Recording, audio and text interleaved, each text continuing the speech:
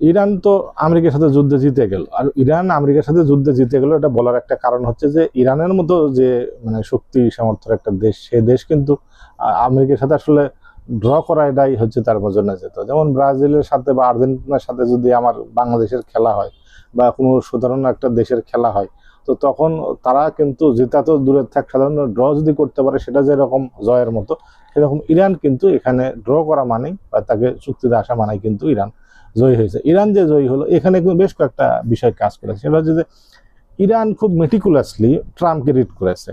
শুধু তাই না, ট্রাম্প কখন কি ভাবে, কখন কি বোঝে, কি শোনে, সেটা রিড করার জন্য মানে ইরান যেটা করেছে সেটা হচ্ছে যে মানে একেবারে পেশাদার মনোবিজ্ঞান মানে মনোবিদ তারা নিয়োগ করেছে যে ট্রাম্পের বিহেভিয়ার তারা অ্যানালাইসিস করার জন্য। এটা মানে আন্তর্জাতিক রাজনীতিতে নতুন ডাইমেনশন নিয়ে এসছে।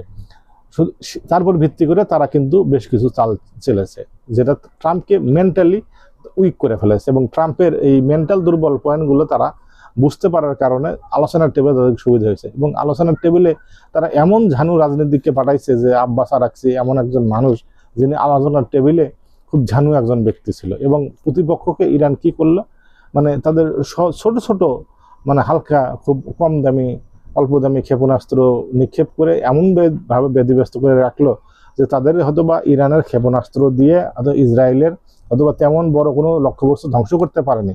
বাট ইরানের এই 10,000 টাকার ক্ষেপণাস্ত্র ঠেকাইতে যায় ইসরায়েলের কি করতে হয়েছে যে পুরা হয়তোবা 2 লাখ টাকা, 10,000 টাকায় ঠেকাতে যায় 2 লাখ টাকার ইন্টারসেপ্টর তাকে ব্যবহার করতে হয়েছে। বিষয়টা এরকম।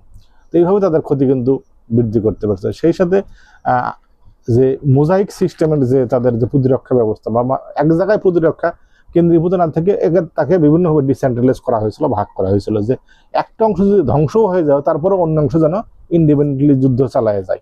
এটাই ইরানের একটা মহত্ব বা ইরানের এখানে একটা বিশেষ ক্যারিশমা যে তারা নির্দিষ্ট কোনো ব্যক্তি নির্বাচন হন না। আয়াতুল্লাহ খামেনি মারা যাওয়ার পরেও তাদের যে ছিল যে ইরানের যে লাস্ট পার্সন থাকবে সেনাবাহিনী অথবা ইরানের জনগণের, সেই লাস্ট খামেনি হবে, এরকম একটা বোঝা ছিল যে 100 জন প্লেয়ারের যদি আমার 99 জন মারা যায় তারপরে 100তম যিনি থাকবেন তিনিই হবেন হচ্ছে যে লাস্ট মানে সেনাপতি হোক আর সৈনিক হোক সেই।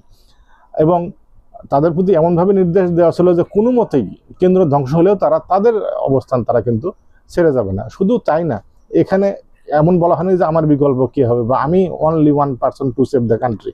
বিষয়টা এমন না যে আমার পরিবর্তে দেশের প্রত্যেকটা নাগরিক করতে পারে। শুধুমাত্র একজন মারা গেলে তার আন্ডারে তার অন্তত 4 স্তর পর্যন্ত নেতা কিন্তু নিয়োগ করা ছিল। অতএব আমেরিকা চাইলেও পারেনি। ট্রাম্প যদি মারা যেত যুদ্ধেই শেষ হয়ে যেত, কিন্তু খামেনি মারা গেলেও যুদ্ধ শেষ হয়নি। তারা আদর্শ নিয়ে যুদ্ধ টিকে গেছে। ইরানের কাছ থেকে আমাদের অনেক কিছু শেখার আছে।